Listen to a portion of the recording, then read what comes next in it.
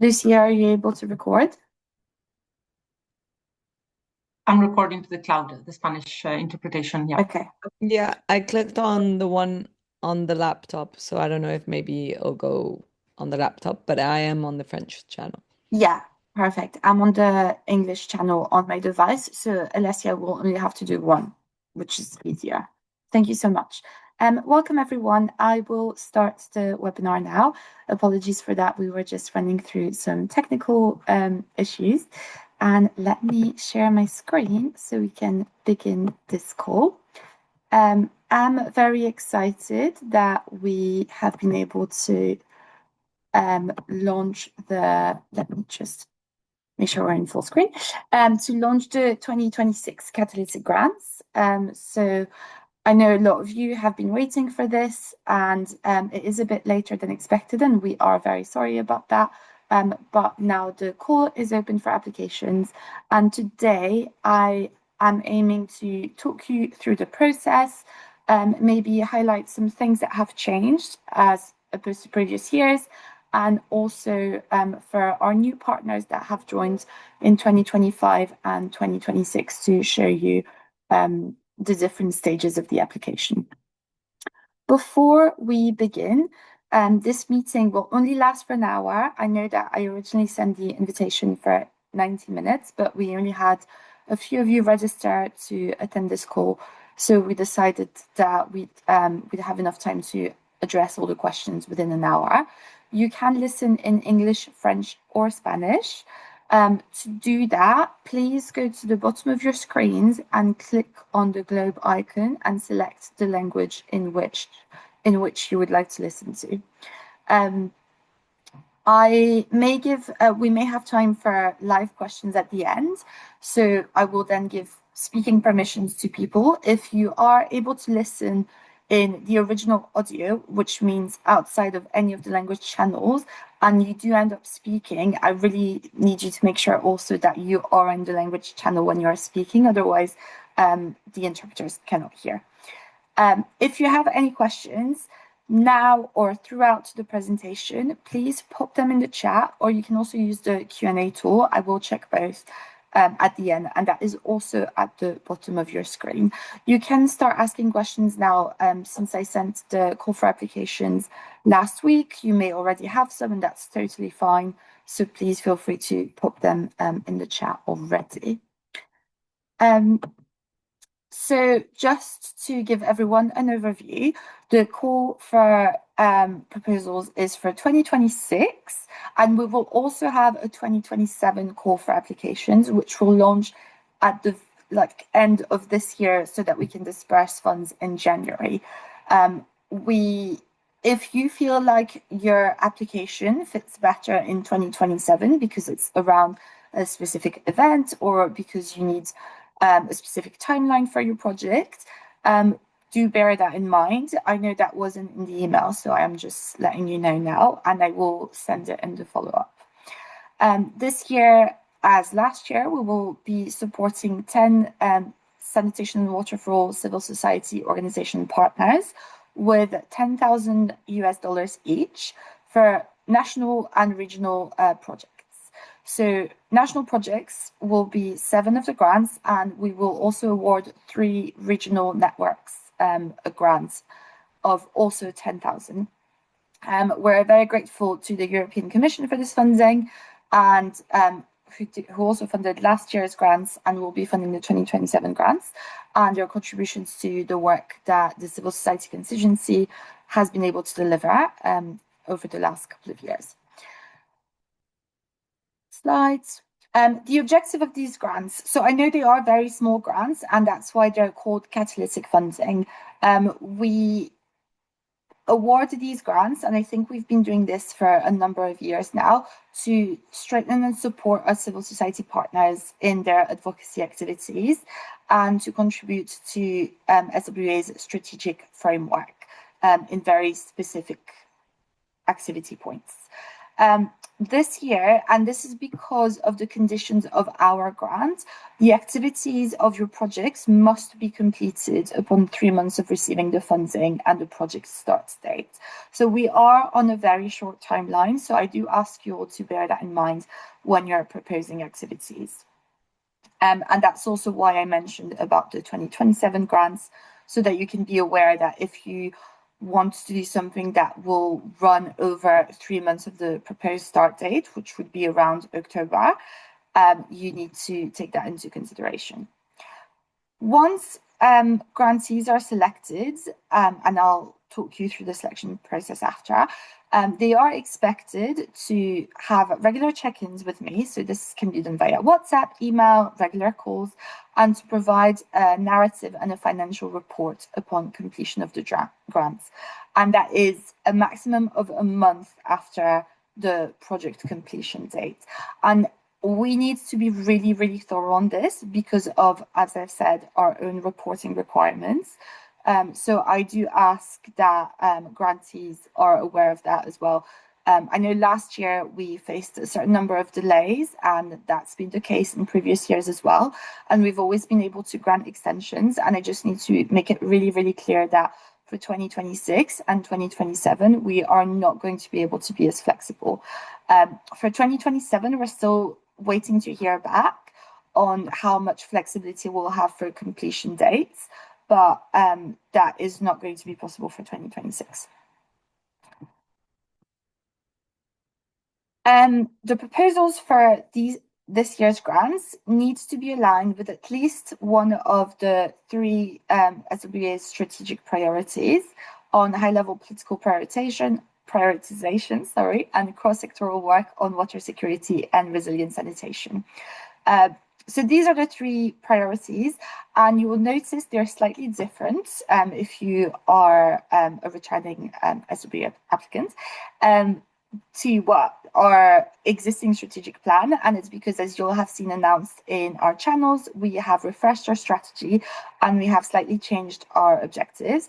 And these new objectives will be and this new strategy will be made available on the 26th of August. So that is next week. So here I'm giving you a bit of a heads up on what these new strategic priorities are, but you will get the very specific wording next week. And with that, there will be another reminder sent with hopefully the recording of this call for all of our applicants. So the first strategic priority is to prioritize water and sanitation at the heart of political agendas. And here we're going to be looking at advocating for water and sanitation to be treated as a top priority and not an afterthought. The second priority will be turning commitments into action and funding. And here we're going to be looking at driving follow-up on government commitments by strengthening governance and advocating for sustainable financing. And finally, the last one is going to be connecting water and sanitation to bigger challenges. So demonstrating why water is central to climate resilience, economic strength, social well-being. And for example, you can use the High-Level Leaders Compact on water security and resilience, also known as the Madrid Compact, in your activities. And this is a tool that we launched last year at the Sectors Ministers meeting. I have also put here, as a note, this is all in the email, so I'm trying to go over it so we can get to the application and the questions. But please, if you have any questions, put them in the chat and I will take a minute to look at them before moving on to the proposal. We welcome all proposals, and I really, really would like to encourage applications on the following themes that all fall underneath our strategic priorities. And the reason is that we either don't see a lot of civil society activities under these specific themes, or these are themes that are part of the framework where we generally lack activities. So I think if you're able to put forward a really strong proposal in any of these areas, it does put you up as a very strong applicant as well. So it's very good both for our strategic objectives as SWA, but it's also very good in terms of you as a grantee to put you up in terms of proposing something. So this is the 3 areas that I've highlighted are proposals for advocacy initiatives in countries with upcoming presidential elections, highlighting water and sanitation as a key issue during those elections through citizen manifestos and media engagement. So if you know that your country is about to face elections, whether that's this year, towards the end of this year or next year, this is something that would make a really solid application, and that longer-standing SWA civil society members will know that we've done a lot of in the past. I have put during elections, but we also welcome these types of initiatives on the direct post-election campaigning, which I know that some of our partners have just had elections this year as well, or are going through elections now, so that could also make really strong applications. Proposals for initiatives showcasing water as foundation to climate, economic and sectoral resilience with a very strong gender focus. So I know a lot of you are organizations that have already got that strong gender focus. And if you can show me initiatives that are showcasing water as foundation to climate, economic and sectoral resilience with that gender focus, that would also make a very strong application. And finally, and this is the area where we did have, I think, 2 out of the 10 grants last year that had a very strong aspect on this. However, this is where, as civil society, we tend to have the least activities in the SWA strategic framework. So if you can propose initiatives in sustainable WASH financing, that would also be very welcome. I'm just going on to next slides. A couple of recommendations, because there are so many of you that are current SWA partners, and so many of you in the same country as well. We are asking that, and we only have 10 grants for this year and 10 grants for next year. So we are asking that where you can, because a lot of these initiatives every year that you propose are multi-stakeholder, if you can collaborate on a proposal, again, that will make a very, very strong proposal, and then avoid multiple submissions of similar projects from different partners. If you don't know who your SWA National CSO focal point is, please contact me and I will make sure that I put you in touch with the right person. That's also the case for those of you who are part of the regional networks and want to put forward a strong regional application. So you can do that in collaboration with like the head of your network and the different focal points of the network in the different partner countries. The selection process. So I'm obviously giving you all these guidelines and I will talk you through the proposal in a minute. However, please note that I do not evaluate the applications. This is done by an independent body, the Grants Review Committee, and it will be done mid-September. What I can tell you is that I just need you to make sure that all the requirements that are in the application are met, because only applications which meet all the requirements will be submitted to the Grants Review Committee. I am also going on leave on Friday, and I will not be able to support you. This is why we're having this call today. So if you have any issues and you forget to send something, this is why I really need you to make sure you don't forget anything and you submit all the correct documents, because I won't be able to chase people. I know in the past I've done it where I've said you're missing your budget templates or you're missing your annual reports. I won't be able to do that. So I really need you to make sure that when you're going through the form, you follow each step properly. We will share the Grant Review Committee's decisions with all 10 selected grantees at the end of the month. And then, and this is why, again, you'll have seen in the application and in the email, I'm asking for the annual and financial reports. I actually have to do a due diligence process before I'm able to disperse the grants. So if I don't have these documents, I can't complete that. And this is a requirement from our dispersing partner, WaterAid. So when I ask for these documents, that's why. And if we don't have these documents, we may have to go back to the Grants Review Committee and say you need to select someone else. Because if I'm not able to complete the due diligence, then we're not able to disperse the grants. We are aiming to disperse funds in October 2026. However, and some of you will know this, please note that we sometimes face delays in those disbursements, and this is because of all the different administrative processes and steps that are involved. But I've set everything up ahead of time, so hopefully we will be able to disperse these grants in October 2026. I have already received questions on this, so I won't be taking individual questions on this last line today. Please continue to email me. We will see how we can work, if we can work around it. But at this moment in time, and this is a rule that's been around for a number of years, so I don't know if that's been changed in the past, but your organization needs to be able to receive funds directly from Water Aid, which is also why I'm having to do the due diligence process. And we are not allowed to have any sort of intermediaries. So I know some of you normally work with through partner organizations, and I think this is something that we're going to have to look at if that's been the case. I've already received various questions on this, but as it is, at this moment in time, we really need organizations to be able to receive funds directly. So please take that into account. We are going to go through the application form in a minute, but I will also stop sharing for a second and check the chat. But just to note that application forms are available in English, French, and Spanish. We haven't received Portuguese applications over the last couple of years because our Portuguese-speaking partners tend to speak at least one of the other languages. So I didn't create a form in Portuguese for that reason. However, if you are not able to apply in any of the other languages, this is something that we can do with the manual form because that still exists. So do please contact me for additional support if you are in a position where you need a Portuguese language application, and I will make that available to you. Again, and I'm really sorry to repeat myself, but I cannot emphasize this enough. You must submit all the required documentation for your application to be considered.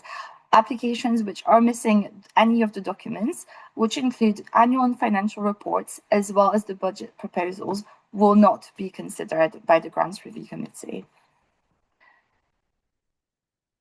Okay, I'm going to pause here because I can see there's a couple of messages in the chat to see if there's any questions from our participants or in the Q&A tool. So yes, I've got a question here on, can you connect an organization to the focal point? Yes, I will absolutely do that. Please put me an email because when I close the meeting, I won't be able to see the Q&A straight away, but I will write it down. And again, the same question from a different organization, absolutely again. So please do just contact me by email. It will be easier than for me to try and, because I don't actually know how to access the Q&A from Zoom. So please, both of you, Richard and Kennedy, send me an email and I will absolutely connect you to your respective focal points. If we don't have any more questions, I am just going to move on to the application form and walk you through the different steps. So let me just open my form here and re-share my screen.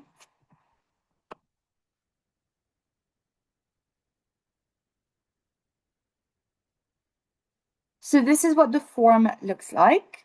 For those of you who have applied for civil society catalytic funding before, it is the same form. I've just automatized everything so that it's easier for everyone to submit and for us to then submit back to the Grants Review Committee. So this is the first section of the form, and we're going to go through it in a minute. There are 3 different sections, and actually, let's start with this one.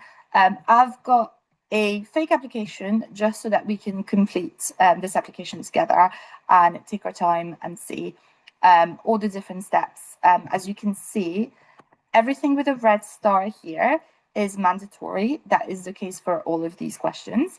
And if you don't complete something with a red star, you're not able to click on the next button.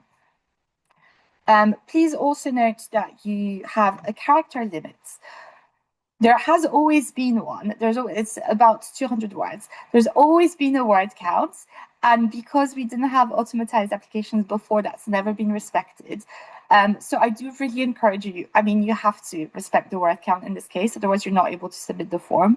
That's because it is so much easier for us to review and put forward a short and strong application than something that's got a lot of background and a lot of different steps that is a little bit too wordy sometimes and that we don't have time to read through. You actually will be able to submit a lot clearer objectives and ideas in short paragraphs than if you write really, really long proposals. So let me just pull from my sample application here. I've got all the different steps. So what problem, issue, or concern needs addressing with this advocacy initiative? So this is the first paragraph. Here I've created a very vague generic application just so that we can complete this form and see. And this is actually based on previous grant applications that have been successful. Then our next question is, how does this initiative support your organization's objectives, work plan, or thematic focus? So here I want to hear about why you as an organization are proposing this specific theme. Because obviously, remember, the grants needs to be aligned with SWA's objectives, but I also want them to reflect your organization's personality, if that makes sense. So show me why you're proposing this specific organization and why your organization is the best organization to be leading this initiative. So again, here I've got a little made up application paragraph. So I'm just going to pop it here. And then in question 3, which of the following areas does your proposal align with, is where I want to see where it aligns with SWA strategy. So not just your organization's strategy, but now ours.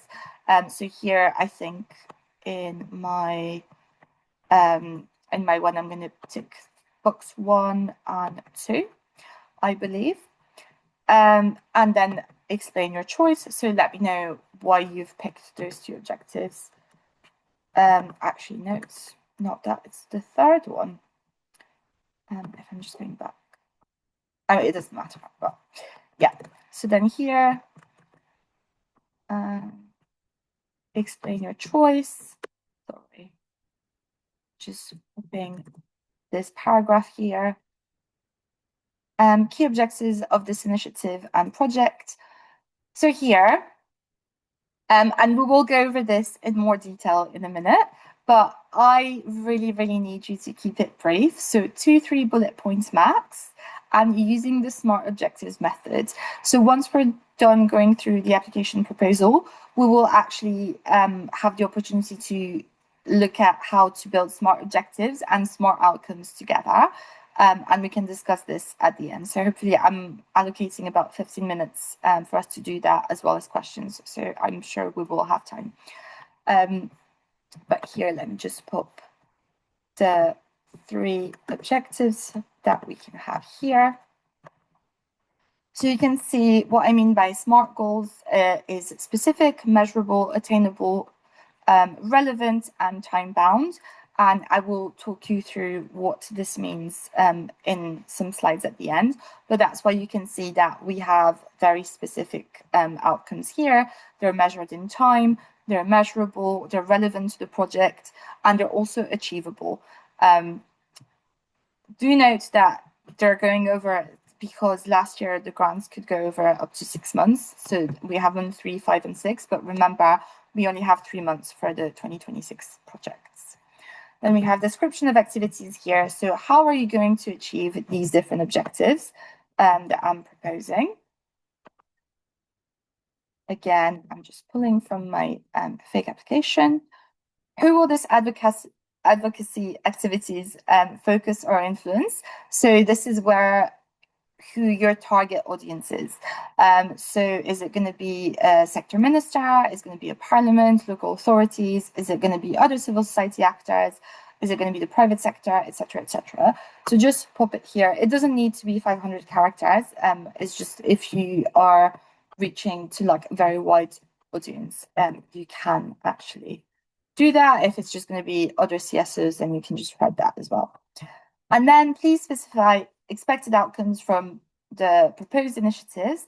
And again, I need one outcome per objective. So here we have 3. So then I really need 3 here.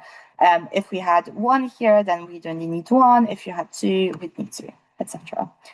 So I'm just going to use again my 3 outcomes, which are directly related to my original 3 objectives.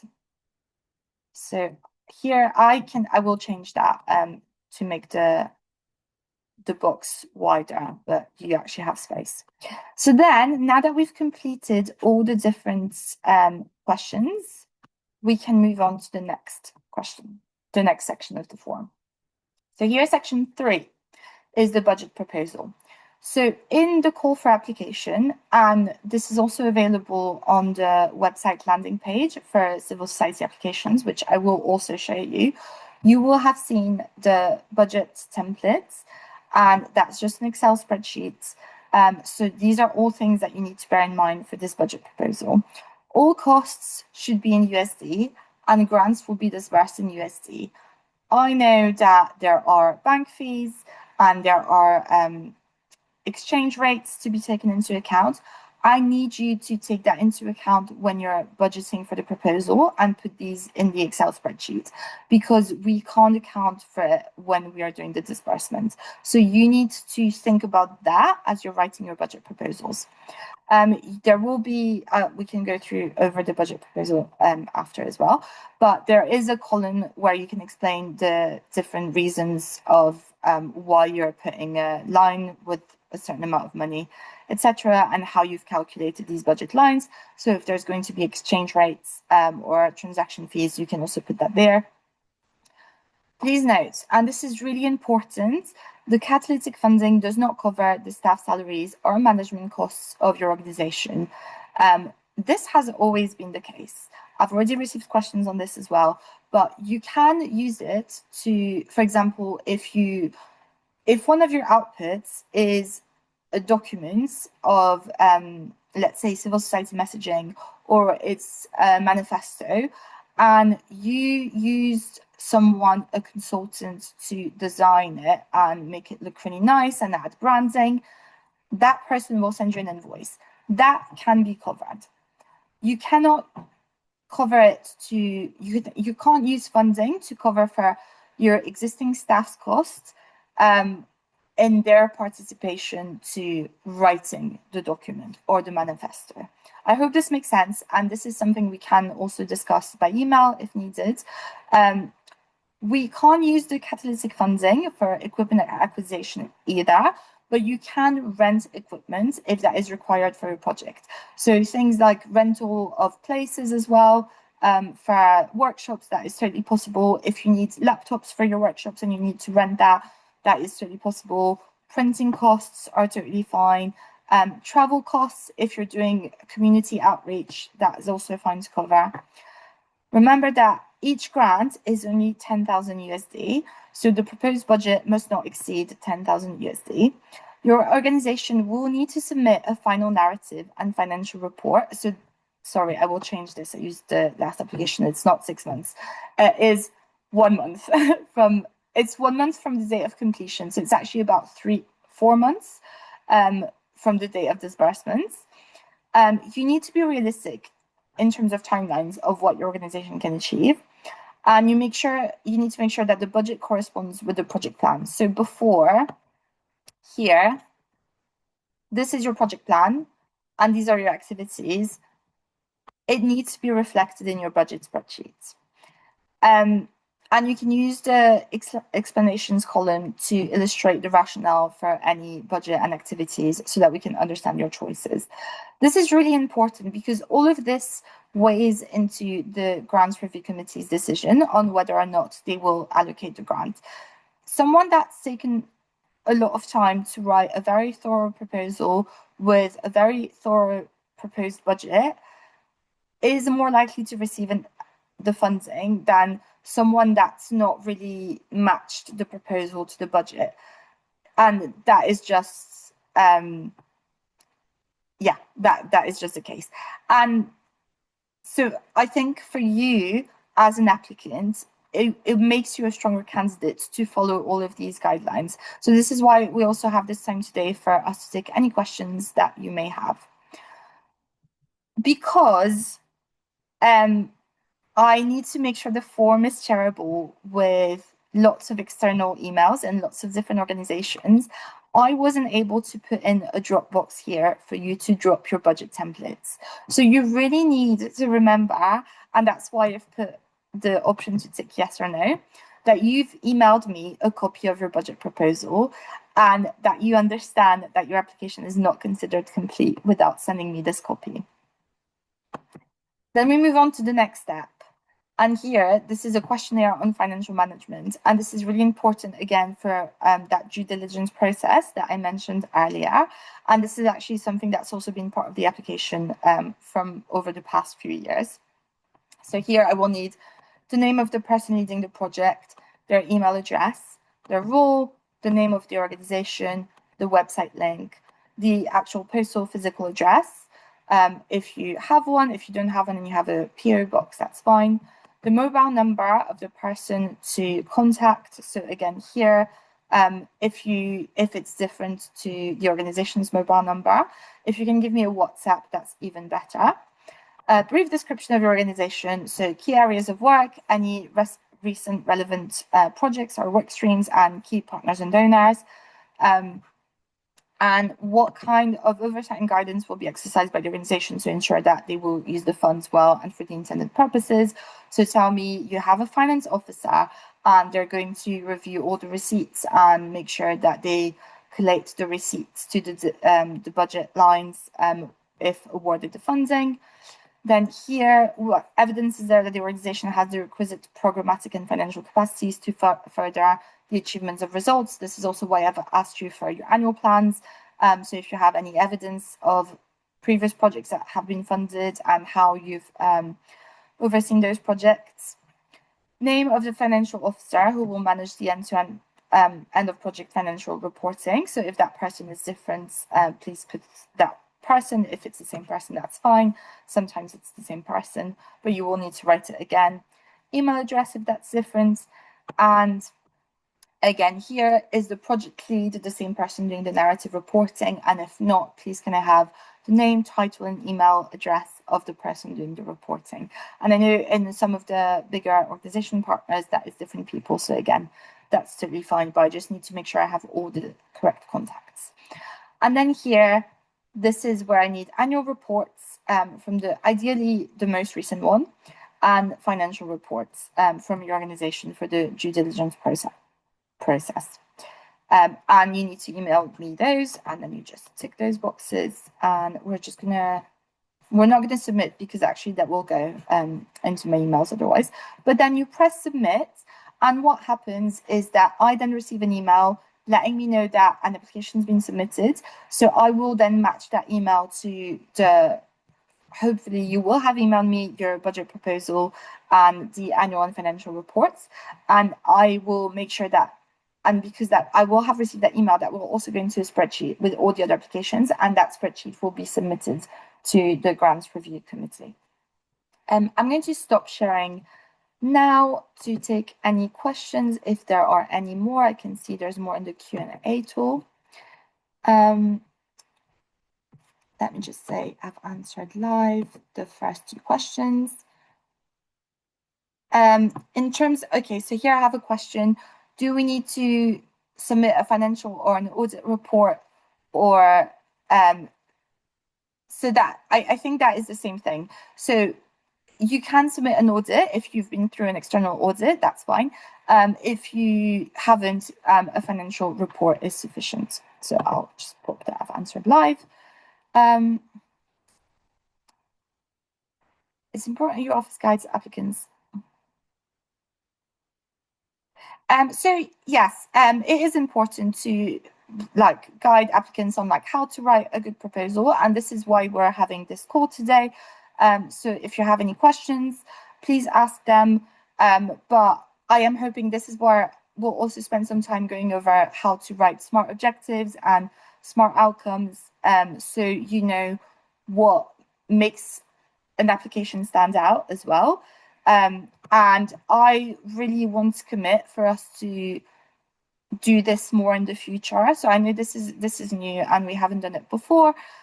So yes, if you need more support in writing those applications, that is also something that I'm happy to provide to members, whether that is we organize more of these calls or we take more times in the quarterly civil society calls to go over how to do this, or we have one-to-one sessions as well. Please remember, I am available on the first and third Thursday of every month at between, I think it is 3 p.m. CET and 5 p.m. CET, if I'm correct. This is something that has been announced at the start of the year and that is circulated in communications regularly. And that this is what I'm available for. So I can answer your questions, I can support you in like writing good proposals, I can tell you what kind of initiatives make a strong proposal, but that is why I'm here. So I'll just say that I've answered this live. Okay. So then I have a question in French here, and it's what amount could be allocated to regional proposals, for example, if it's 2 organizations. So let me just clarify. The amount is always the same, whether it's a regional proposal or a national proposal. It's always $10,000. And that is just the conditions of our specific grant. So even if whether that's 2 organizations or 5 organizations that are covered in a regional proposal, the regional organization will still only get $10,000. It won't be a higher amount. I hope that's clear. I'll just put that I've answered that live. Oh, sorry, I need to press done. 1 second. Done. Done. The offline application form. So there's a question here on where can we get the offline application form. You can only get the offline application form if you are not able to submit an application in French, Spanish, and English. So that's only available to our Portuguese-speaking partners.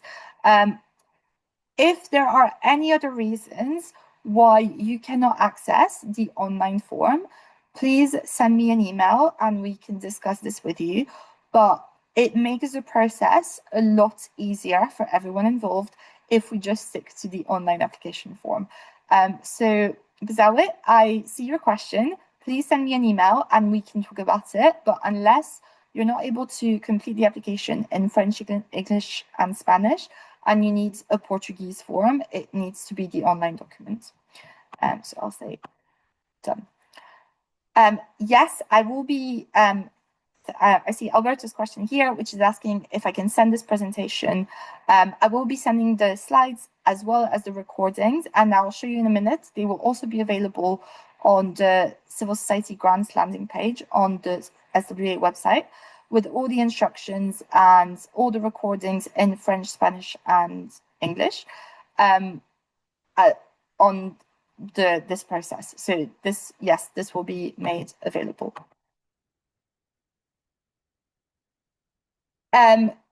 I can see there's a final question here from Musa. Hi, Musa. You're welcome for the guidance and tips. When I say financial report, yes, that is an audited financial statement normally, but some organizations don't have that document audited and they only submit a financial statement of their latest financial transactions. And this is the case if any of you have applied to become a partner recently, that's what you normally submit to become a partner. So it is the same thing. When I say financial report, I do mean the audited financial statements. So I think you and Krishna both asked the same question. But if you are not able to submit that audited financial statement and you can only submit a financial report of activities for the last year or 2 years, that is totally fine. So I'll say that I've answered live. How will the funding allocations be decided? So I have no way on any of the decisions. The Grants Review Committee makes all the decisions, and they will make their decisions based on a variety of criteria. So yes, there will be criteria such as, is this a good proposal? Does it align with SWA's strategy? Is this organization the best organization to be conducting this project? Has this organization received funding before? Let me pause here. We have a lot of partners who may have received applications either 2 years in a row or in 2023 and then 2025. And that is because the Grants Review Committee has people coming and going, so it's not always the same people, and they always decide based on the applications. This is something they will now be taking into account to make sure that everyone has the opportunity to be selected. And if you've received funding in the past, this will be noted to the Grants Review Committee. So they might take it into account and decide not to give funding based on that. And that is just to make sure that everyone has the opportunity to be awarded funding at some point. Yes, there will also be a regional allocation aspect, and there always has been, and there should always be. So we don't want to award 10 grants to the Africa region or 10 grants to Latin America. So the Grants Review Committee will also take that into account when awarding grants. They will be looking at awarding 3 regional grants and 7 national grants, and those national grants will also be going to countries in as many of the SWA working regions as possible. So I've answered that question. I hope that's clear. Is there space for uploading the Section 2 budget proposal and annual report? No. So this is what I was saying earlier, Krishna, and we can go over this again if you want. So let me just share my screen. Can you see my screen? I think so. There is no Dropbox here for you to upload these documents. The same, there was no Dropbox here for you to upload the budget. And that is because this form is going to so many people in a lot of different organizations, which means that the way that SharePoint and Microsoft Forms work, when that's the case, and that's not just kept to one organization, you're not allowed to upload documents. So that's why you need to email me these separate documents. So your answers for the actual proposal will go in the form, and that will then go into a spreadsheet. But the budget proposal and the annual and financial audits will go in an email to me. I hope that is clear.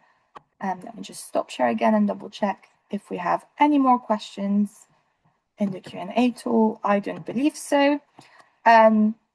Please continue to type questions, and I've also seen that I've had a few emails coming through in terms of connecting you to your different civil society focal points. Continue to be doing that. Let me move on to the next part of my presentation. I just need to reshare screen for a second.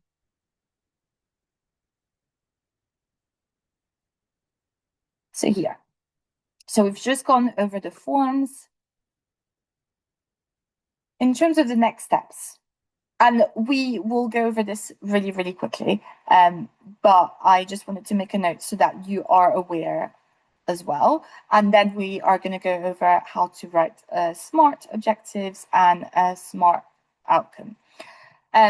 Selected grantees will be asked to enter their objectives and outcomes into the new mutual accountability mechanism platform. So I've just got this here.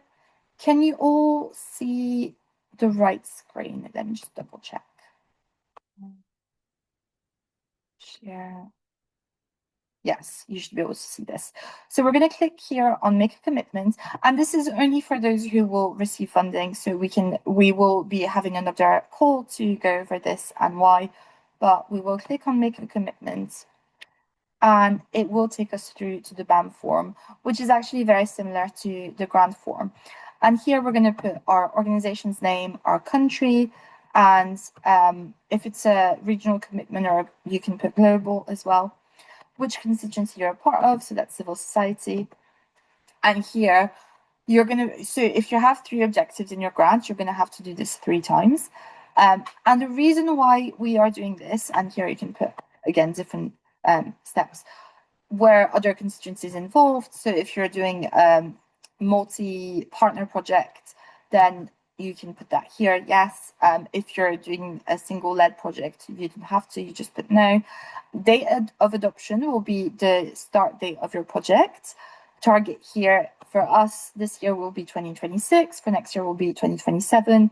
Bearing in mind you're receiving funds from October, and the project can run from, let's say, up until January if funds are disbursed in October and it starts in November. You can also put 2027 if the commitment, if your objective will only be achieved in month 3 of the project. Means of verification, here this is your activities that you've popped in the grants, and you can put a note here that this is 2026 Catalytic grants for a civil society. You can put your source document here, can be your proposal, or you don't even need to upload anything. If you just put as a note, James and I will know that this is a grants commitment. And then here, focal point position and name is actually the lead person for the grants. And then again, email and phone number. And then you just submit it, and you do that. If you have 3 objectives, you do that 3 times. The reason we've done this is just to make sure that, and we're going to try and do it when we can for our previous grantees, but it's just to try and make sure that we can see how much our civil society partners are actually achieving thanks to those grants. And for us, it means that it's easier to keep track of what you're achieving on a country level. It also means that when we have partners doing this through the grants, we can connect them more easily to, for example, if there's a government commitment that's really similar, we can connect them to their government focal points. If you have a CSO in a different country doing really similar, something similar again, we can see that because the objectives will have been entered into this tool. And that means that I can connect you guys a lot easier. We can do a lot more peer-to-peer learning. And it also means that when it comes to reporting, and this is, again, if I change here, we'll report progress. This is something we'll do with the grantees, but we can report very easily on these objectives that we've done. And now I'm actually going to I'm going to go back to my presentation, and let me just double check that we are seeing the same screen. Yes. And I'm going to show you, we have 10 minutes, how to write a SMART objective and a SMART outcome. And I'm actually using as an example, one of our previous grantees proposal slightly changed because I changed it to make it really SMART according to the acronym. And I've then written the outcome myself, just to show you how it works and how it can help us track your achievements through these grants. And why we're doing this. So what does the acronym SMART mean? So SMART stands for specific, measurable, achievable, relevant, and time-bound. And the reason we use this when we're writing these objectives and outcomes is that it means that it's a lot easier for us to achieve the things that we're setting ourselves to do in these projects. So let me just show you, I have actually got an example here on a SMART objective. By the end of the reporting period, as the PO, which is one of our lovely partners in Ethiopia, so I use them as an example, will strengthen the technical and advocacy capacity of at least 10 local civil society organizations in Ethiopia through an 8-day training on WASH financing, climate resilience, WASH technologies, and policy integration, increasing average participant knowledge scores by at least 50%.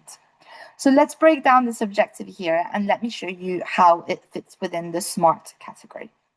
So it is specific.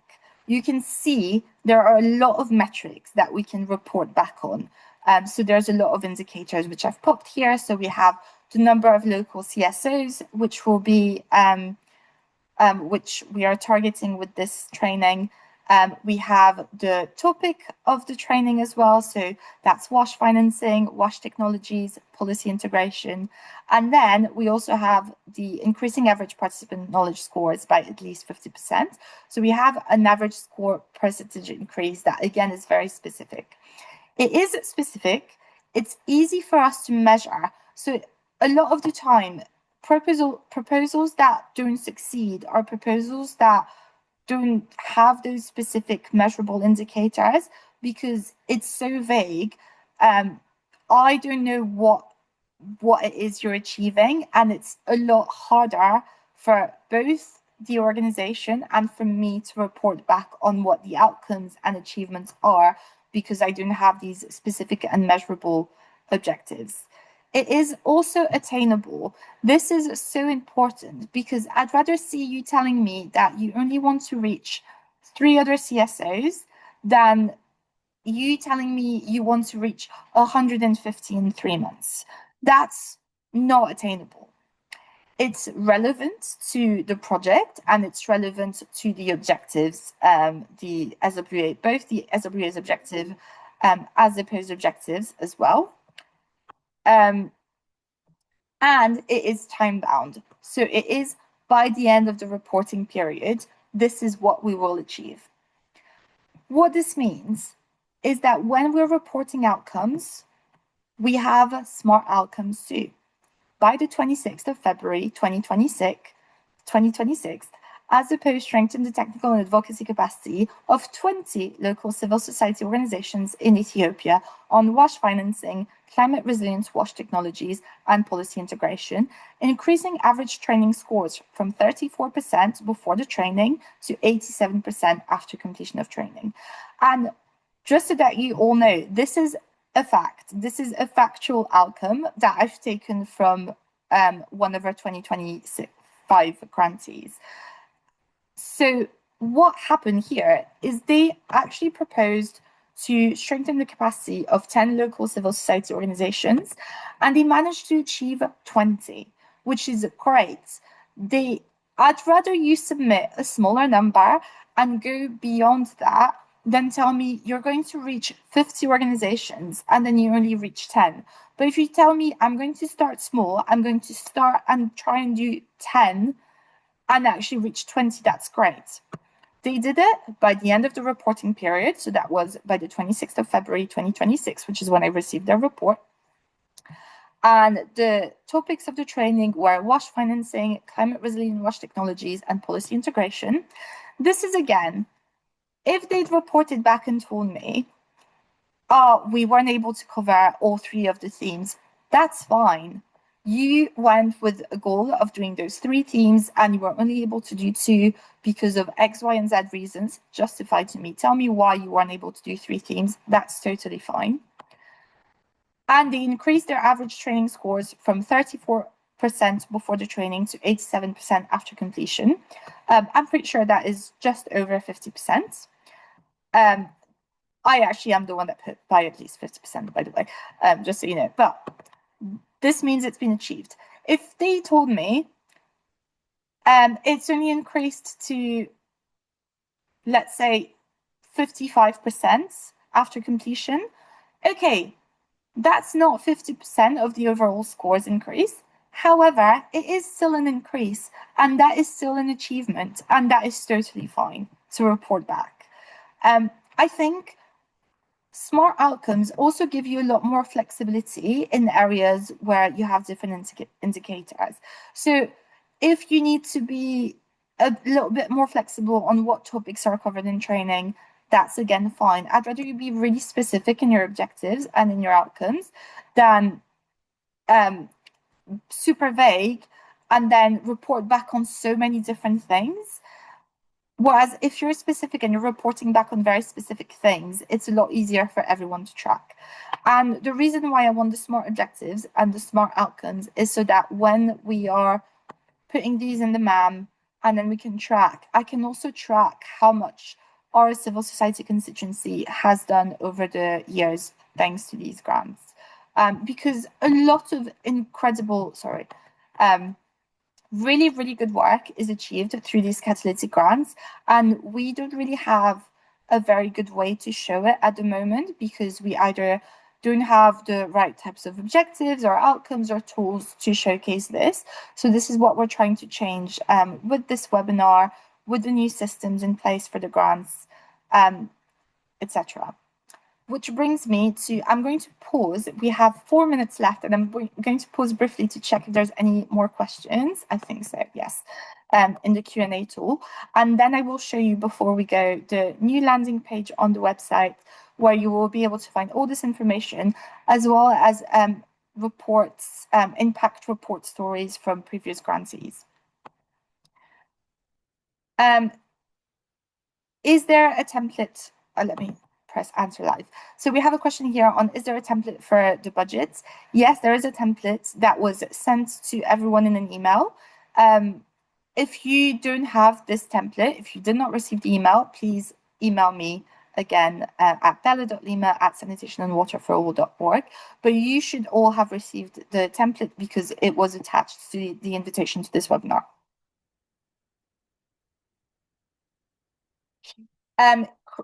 Again, we have Krishna's question on, are there spaces available in the Google form for uploading the budget proposals, annual and financial reports? The answer is still no. You need to submit these via email. They are not available on the form. They need to be sent separately. I have a question asking if you can get specific guidance in developing a proposal. Yes, absolutely you can. Please send me an email. So I'm going to pop my email in the chat, Regimus, and we can try and take some time to do this, and we can go over the process again. And then remember that this guidance will be made available to everyone on the landing page, which I'm hoping to show very quickly. I don't want to go over time because of our lovely, lovely interpreters that are here today. So here we have a question from Marza. Can organizations that implemented the project in 2026? So this is a lot of the 2025 grantees had to carry over projects, and this was entirely because of issues outside of everyone's control. So we had to push back a lot of the 2025 grants. Can they apply for this call for proposals? The answer is yes. Everyone can apply. However, the grants review committee will be made aware if you have received funding from, I think, the last 3 years, so 2023, 2024, and 2025, and they may decide to award or not award grants based on the fact that you have previously received funding. I hope that is clear. I saw someone raise their hand. Please, can I ask you that you use the Q&A tool or put your question in the chat, as we don't have speaking permissions for our attendees on this specific webinars. We have a question in French here. And sorry, Darwin, I can see you raising your hand again. Please pop your question in the chat because I really want to show the landing page before we close off the webinar. Are there any other types of funding? For civil society, at this moment in time, we only have the catalytic funding, and that is those 10 grants awarded, which will be awarded in 2026, and the 10 grants which will be awarded in 2027. Finally, I have a question, and the question is, since this is on advocacy, is there an opportunity to increase funds given the overwhelming needs in different implementation settings? I'm really sorry. The answer is no. The funds are all limited to $10,000 per application, and I do completely understand that needs are different in different countries, and I need you to take this into account when you're writing your proposal and you're writing your activities. So then feel free to adjust the activities based on your implementation settings and what $10,000 can do for you, rather than try and propose something that is unachievable. This is why I really wanted us to go over the SMART goals, so you can see how we can write proposals and objectives and activities that make sense for our organizations as well. Can two organizations submit a joint proposal? Yes, absolutely.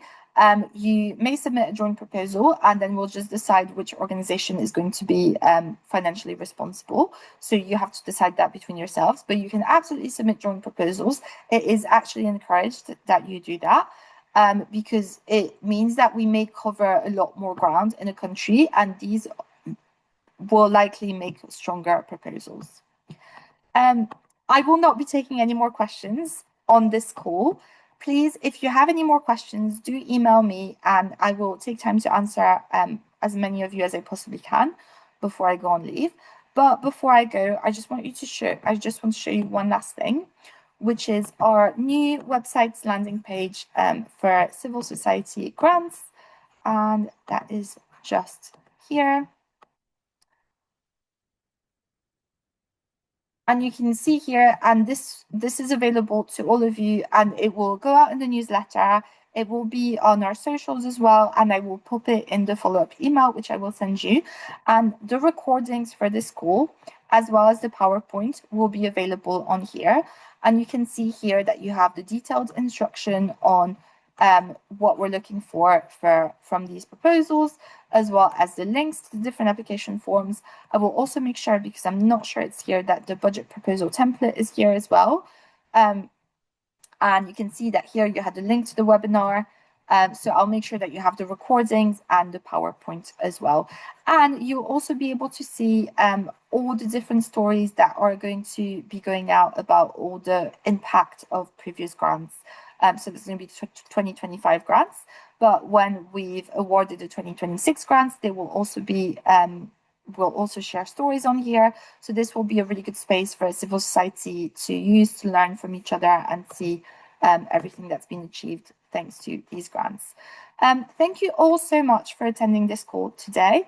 I want to give a massive round of applause to our wonderful interpreters as well, and to my colleagues, Lucia and Alessia, for supporting with all the technical stuff and the recordings. I will now end this call. I remind everyone I am available via email, so if you have any more questions, please reach out to me at bella.lima@sanitationandwaterforall.org. Have a lovely rest of your days. Bye.